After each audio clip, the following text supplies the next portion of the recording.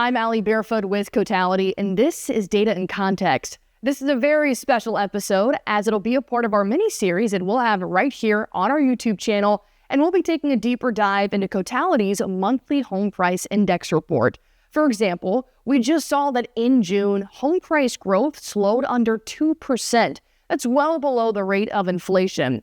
If this cooling continues, it could be signaling that maybe affordability is slowly returning, at least in some markets. However, if that is going to be a trend, we can see a lot more for sale signs and possibly even some pricing flexibility for buyers that have been waiting on the sidelines for a market like this.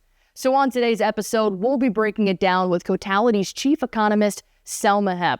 She'll be giving us her insights into what the housing market looks like right now and what it could look like in the future. So let's go on ahead and jump into those questions. Selma, thank you so much for being here in Data in Context. Thank you so much for having me, Allie.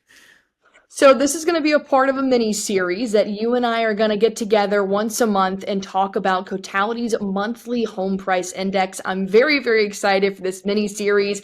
And from what we just saw from the August home price index report, I kind of just want to throw a softball question out there real quick and ask you, what are the key pricing trends that you're seeing in the property market right now? So one of the main trends that we continue to see is decelerating home price appreciation. Last year around this time, home prices were growing at about 5% rate. Now they're down to only about 1.7%. That's really slow considering where we've been over the last 5 years at least, and even going back to 2012. What's happening in the market is that we have continued elevated mortgage rates. They're constraining affordability. Home prices have gone up a lot over the last 5 years, and that has really weakened demand. On top of that, now we have a lot of inventory, or at least a lot more than we've had during the pandemic.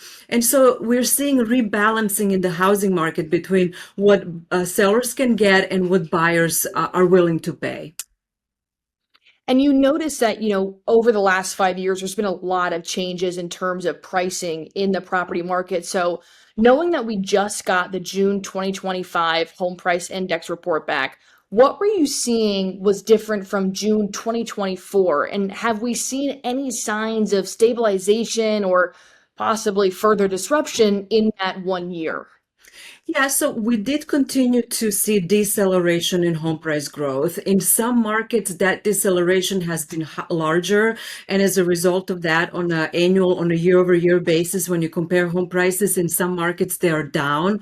And actually, the number of markets where we see that deceleration happening is growing. There's more markets now where home prices have either been leveled off or they're declining.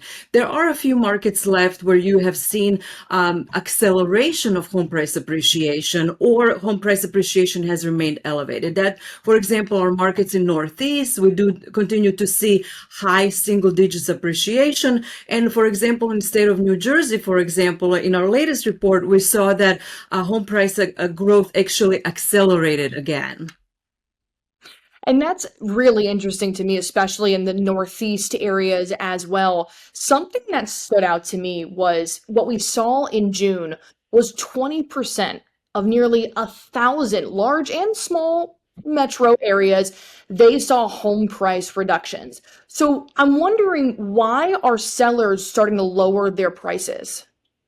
Yeah, so because we have a lot more inventory now, and again, not in all markets, especially not in those in Northeast where home prices continue to go up, but those where home prices are declining, we have a lot more inventory now. So for sellers who really need to or want to sell, they have more competition from other sellers, and so they're having to lower their price in order to get buyers to come in. And having more inventory, which is music to my ears. I know a lot of people are wondering right now, could we possibly be on the brink of a buyer's market? Is that what this demand is kind of signaling? Yes, absolutely. In some markets, there's definitely more inventory out there than there are buyers, and so that that means that the inventory is leaning in buyer's advantage. And buyers are more able to negotiate with sellers. So, but not all markets. Again, we're currently in an environment of very regional differences across housing markets in the U.S. And we've seen that housing market prices, the growth is going down overall, and you pointed that out. But the price tags are also rising simultaneously. So it's a bit of a double entendre there. But just from May of 2025 to now June of 2025, we saw the home price growth rise from, or the median home price from 400,000 to $403,000. So is the trend down in price growth indicative for what's to come? Well, if we indeed do see that year-over-year change turn negative, that's when you would see lower home prices today versus where they were last year. The fact is that home prices are still up that 1.7% we started off talking about, and that is how we are going from $100,000 to $403,000. Now, we don't anticipate that home prices overall are going to decline, but because they are declining in some market, the price you're getting today is lower than it was a year ago. Right. No, that makes sense. And I mean, Selma, you and I know that the home price is really just one box you have to check when it comes to affording a house. And it is a very important box to check, but there's also mortgages and insurance. And what did you see from this latest home price index report in terms of mortgage rate and insurance premiums? How did that affect buyer demand in June? Yeah, in general, what we've seen over the course of last year is that combination of high mortgage rates and rising insurance premiums has dampened home buying demand.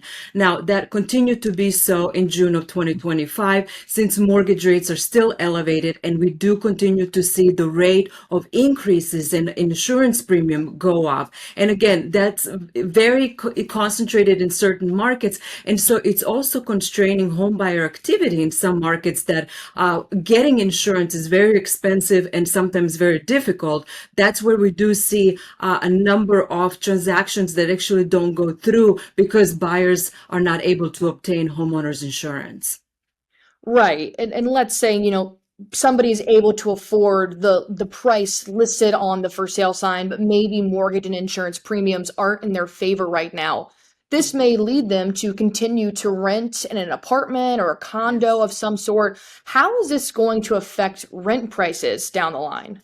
Yeah, it's very interesting. So in our single family rent index, what we've observed over the course of last year is that rent growth is oscillating between 2.5% and 3%. And that's different from what we've talked about what we're seeing in home price or in home buying market in terms of home prices, where you see continued deceleration. So what this stabilization in rent growth means to us that we continue to see pretty steady demand for single family rentals, and that's keeping that rent growth pretty stable. So because people are not able to buy, they can't afford insurance, everything else we talked about, they are remaining in the renters market. Right. And we know that there are certain areas where are a little bit more favorable and gentle to potential home buyers than others. And that's just always probably going to be a situation. But we have seen some states where, for example, West Virginia, there has been some increase and decrease in home price growth, and that goes along with affordability and population growth. So are there other US markets that are on a similar path of maybe becoming a hot commodity in the property market? Yeah, so most recently, home price growth has been driven in large part by migration patterns. And so, we talked about slowing home price growth in Florida, for example, and we do know that rate of in-migration to Florida has slowed the most among all states in the U.S. Virginia is an interesting example. West Virginia, I'm sorry, is an interesting example because it is a state that it's very affordable. They are areas that have access to large employment centers, such, for example, access to Washington, D.C., or access to other large employment centers. And we have seen growth in population there. On top of that, the state has provided some incentives for first-time home buyers and those working from home to come live in the state. And that has led to West Virginia now being in top 5 states for strongest home price appreciation in the U.S. I see why. If I had incentives to possibly work from home, I think I would like the state of West Virginia as well. I don't have any other questions for you, but I do know that next month is going to be very interesting as well, and I cannot wait to break down Cotality's home price index with you next month on our mini series, Selma. I look forward to it as well. Thank you so much for listening, and thank you again to Selma Hepp and everybody that made this show possible. If you haven't already, go on ahead, leave a review, hit that like button, and be sure to subscribe. That way you guys are in the know with Cotality's data and context.